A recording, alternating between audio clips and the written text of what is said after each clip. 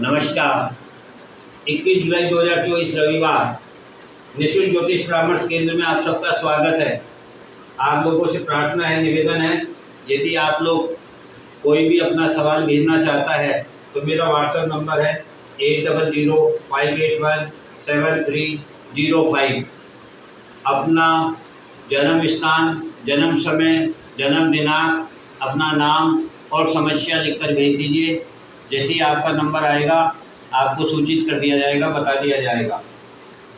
अब हम चलते हैं 9वें भाव पर। कल तक हमारी चर्चा 8वें भाव तक हो गई थी।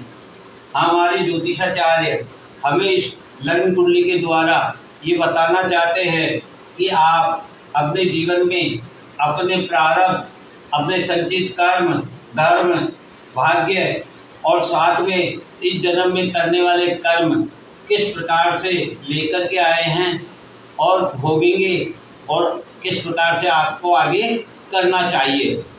तो हमारी चर्चा जब 9वें भाव से होगी तो 9वें भाव से ये आपके लग्न से 9वां भाव हमें क्या दिखाता है, इससे हम धर्म और भाग्य का ज्ञान प्राप्त करते हैं। हमारे धर्म को, हमारे संचित कर्मों के भाग्य को 9वें घर से देखा जाता है, जो हमने पूर्व जन्म के कर्मों के द्वारा संचित किया था, उसका सहयोग हमें इस जीवन में कैसे प्राप्त होगा ये बताया जाता है।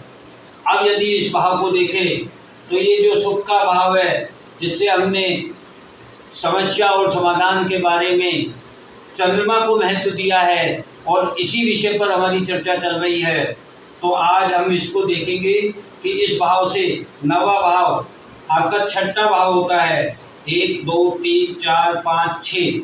और जब हमने छठे भाव की चर्चा की थी लग्न से, तब हमने देखा था कि छठे भाव से ऋण, रोग, शत्रु, आपके द्वारा डेली किए गए कार्य, सेवा, कंपटीशन, इनका विचार किया जाता है। अर्थात मन से यदि हम 9वें भाव का विचार करेंगे, आपके लग्न से 9वां और मन से छठा, तो हमें इससे क्या देखना है, अपने ऋण, रोग, शत्रु, हमारे द्वारा डेली किए गए कार्य, सेवा, कंपटीशन, इन सब की तुलना, इन सब का अध्ययन हम 9वें भाव से करेंगे। तो ये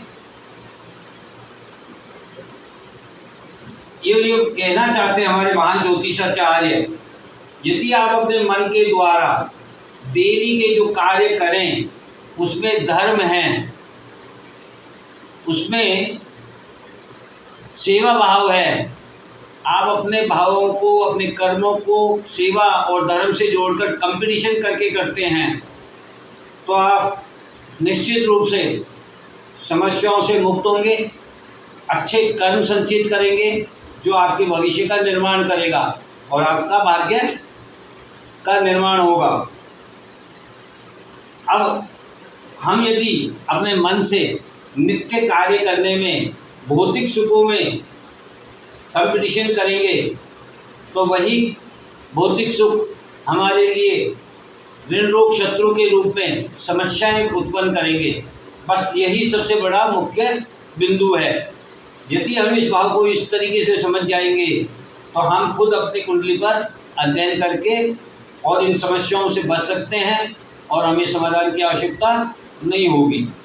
तो मैं आपसे इतना ही कहना चाहूँगा, यदि आपको मेरा बताया हुआ पसंद आ रहा है तो आप इसको सुनिए, समझिए, अपनी कुंडली पर आजमा कर देखिए। कोई चीज़ समझ में नहीं आए तो आप मुझसे पूछ सकते हैं, जानकारी प्राप्त कर सकते हैं। यदि आप संतुष्ट हैं तो आप अपने मित्रों, सहयोगियों, रिश्तेदारों को बताइए, फॉरवर्ड कीजिए, उन्हें सुनने के लिए प्रेरित कीजिए, ताकि मैं अपने कार्य में इस प्रकार से सफलता प्राप्त कर सकूं, ज़्यादा से ज़्यादा लोगों तक पहुंच सकूं, ज़्यादा से ज़्यादा लोगों की समस्याओं का समाधान हो सके और हर प्राणी सुखी और ऋण मुक्त हो सके, सुख महसूस कर सके, अपने कार्यों को धर्म से जोड़ के, प्रकृति से जोड़ के कर सके। प्रकृति, ये बहुत अच्छी बात है। हमारे ज्योतिषाचार्य हमें यही समझाना चाहते हैं कि यदि हम अपने आप को प्रकृति से जोड़कर देखें तो हमारी प्रकृति हमें क्या संदेश दे रही है। नदी, नाले, सागर, हिमालय, गंगा, ये सब हमें जल दे रही है, हमसे कुछ ले नहीं रही है। ठीक इसी प्रकार से वनस्पति हमें निरंतर गति से दी जा रही है, लेकिन हमसे कुछ ले नहीं रही है।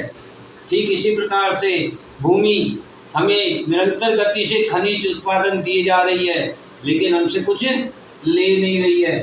आकाश जो नित्य हमें एक छत के रूप में प्रदान है, प्राप्त है, वह भी हमें दे रहा है, ले नहीं रहा है। सूर्य नित्य रूप से हमें उजाला दे रहा है, तेज दे रहा है, प्रकाश दे रहा है, भूमि को उपजाऊ बना रहा है, हमारी ऊर्जा को क्रियान्वित करने में सहयोग कर रहा है, हमारे जीवन को आसान बना रहा है।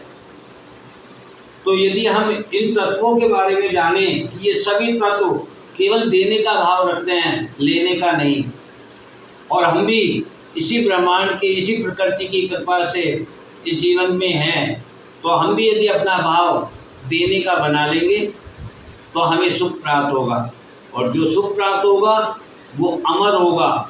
हमारे ज्योतिषाचार्य ज्ञान, धर्म और देने को ही श्रेष्ठ मानते थे।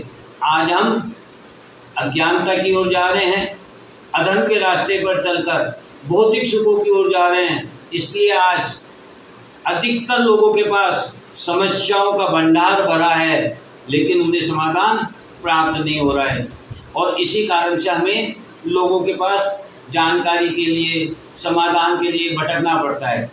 मैं चाहता हूँ कि हमें भटकना नहीं पड़े, हम खुद स्वयं अपनी कुंडली का अध्ययन कर सकें, समझ सकें, सही मार्ग को प्रशस्त कर सकें, और धर्म के मार्ग पर चलकर अपने जीवन को सही रूप दे सकें, ताकि हमारे द्वारा किए गए कार्य आने वाले पीढ़ी दर पीढ़ी लोगों को सहयोग कर सके। जैसे आज हमारे महान ज्योतिषाचार्य 5000 वर्षों पूर्व, जब कोई साधन सुविधा नहीं थी, कोई ज्ञान का साधन नहीं था, उस समय में उन्होंने ब्रह्मांड का अध्ययन करके हमें इतनी सुंदर संरचना दी है।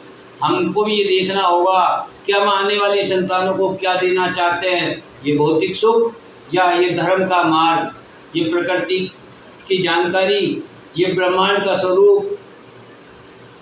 यदि हम इस प्रकार से अपने जीवन को संचालित करेंगे तो निश्चित रूप से हमारी समस्याएं नहीं होंगी, समाधान की आवश्यकता नहीं होगी।